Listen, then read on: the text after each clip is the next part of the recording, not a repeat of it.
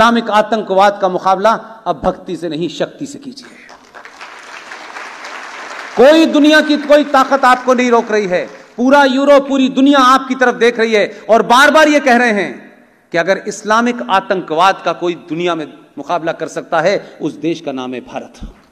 और वो ऐसे ही नहीं कह रहे क्योंकि वो भारत को 1947 में गांधी जी से नहीं मानते कि 1947 में भारत सडन इमर्ज हुआ और उसके एक पिताजी गैर जरूरी तौर पे थोप दिए गए हमारे ऊपर और कहा कि ये पिता हैं आपके।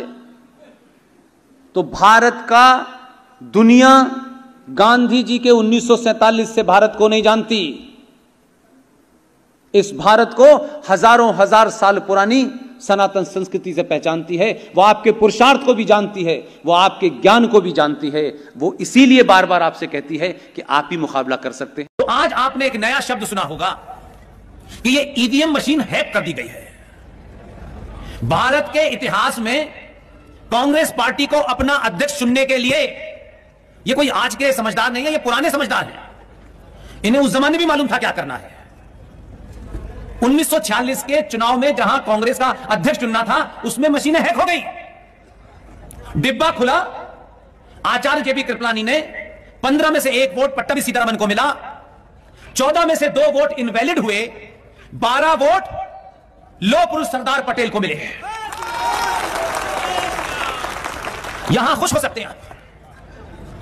अब उस पूरी बात को पढ़ेंगे तब आपको समझ में आएगा। और यह फिर कह रहा हूं, यह किसी इरफान हबीब जैसे फ्रॉड की किताब का रेफरेंस नहीं दे रहा, जिसने अपनी वो किताब लिखी है जिसकी किताब आज भी 2022 के भारत में यूपीएससी में बैठने वाले लड़के को पढ़नी पड़ रही है। उस किताब में वो लिखता है कि शिवाजी एक पहाड़ी चूहा था। अगर आपको यूपीएससी में पास होना है तो यही लिखना पड़ेगा। आचार्य जेबी कृपलानी ने इस पूरी घटना के ऊपर एक किताब लिखी है। देश के समझदार दलाल नेताओं ने उस किताब का नामो निशान मिटा दिया, जबकि वो किताब गवर्नमेंट ऑफ इंडिया के पब्लिकेशन डिवीजन ने छापी थी, वो सब जगह से गायब कर दी है। आचार्य जेबी कृपलानी उस किताब में बता रहे हैं कि जब मैंने महात्मा गांधी से कहा कि नेहरू को एक भी वोट नहीं मिला तो गांधी जी ने गर्दन नीचे कर ली। और जो पहली बेईमानी बापू ने की देश के साथ, पर्ची लिखी जेबी कृपलानी को दी, पटेल को दे दो। पटेल ने उस पर्ची को देखा और वापस कर दिया। मैं उनकी उम्र की वजह से कुछ शब्द नहीं इस्तेमाल करना चाहता हूं, लेकिन बेहयाई और बेशर्मी की भी लिमिट होती है। दूसरी पर्ची तो आपके संविधान के साथ जिस किस्म की छेड़छाड़ की जा रही है, इसलिए वो एक संविधान, कभी कभी मुझे ऐसा लगता है कि यह भी सच नहीं इस देश को बताया गया कि 1935 का जो इंडिया एक्ट है, जो अंग्रेजों ने बनाया था, उसकी कार्बन कॉपी है आपका संविधान, उस पर सिग्नेचर हो रहे हैं। आपके संविधान के हिसाब से भारत 15 अगस्त 1947 को आजादी नहीं हुआ है।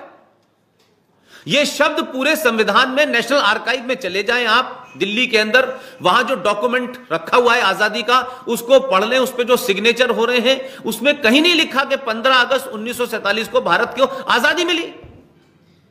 उसमें लिखा हुआ है 15 अगस्त 1947 को ट्रांसफर ऑफ पावर हुआ है। भारत की आजादी का पहला झंडा अगर इस देश में फहरा तो 21 अक्टूबर 1943 को मोरियान एक जगह है नॉर्थ ईस्ट के अंदर, वहां नेताजी सुभाष चंद्र बोस ने जब पहला झंडा फहराया था तो दुनिया के 12 देशों ने भारत को रिकॉग्निशन और मान्यता दी थी। लेकिन इस देश में जो लोग मूवमेंट चला रहे थे, जिन लोगों को अंग्रेजों की दलाली करनी थी, जो लोग अंग्रेजों के इशारे पे जिन्होंने कांग्रेस को बनाया था, उन लोगों को लगा कि अगर हमने 21 अक्टूबर की बात मान ली तो फिर सत्ता हमारे पास से चली जाएगी। और यही वजह है कि नेताजी सुभाष चंद्र बोस को इस इतिहास के अंदर जिंदा दफन कर दिया गया, उनके तमाम कार्यों को नहीं बताया गया। और आजाद भारत के अंदर यह सुन के इस देश के लोगों को जरूर गुस्सा आना चाहिए कि इस देश में सुभाष चंद्र बोस को इतिहास में लिखा गया कि वो वॉर क्रिमिनल हैं, लेकिन कोई बोला नहीं ये भारत कैसा आजाद हुआ कि जो इस देश का हीरो था उसको आपने भगोड़ा घोषित किया, और जो इस देश में क्रिमिनल थे वो इस देश की सत्ता के ऊपर बैठ गए।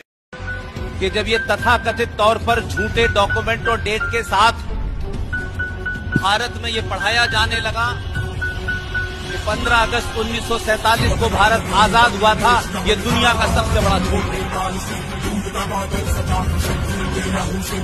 किसी भी राष्ट्र और देश में अगर झूठ बोलने और झूठ सुनने की परंपरा शुरू हो जाए तो उसका अंत कोई नहीं रोक सकता।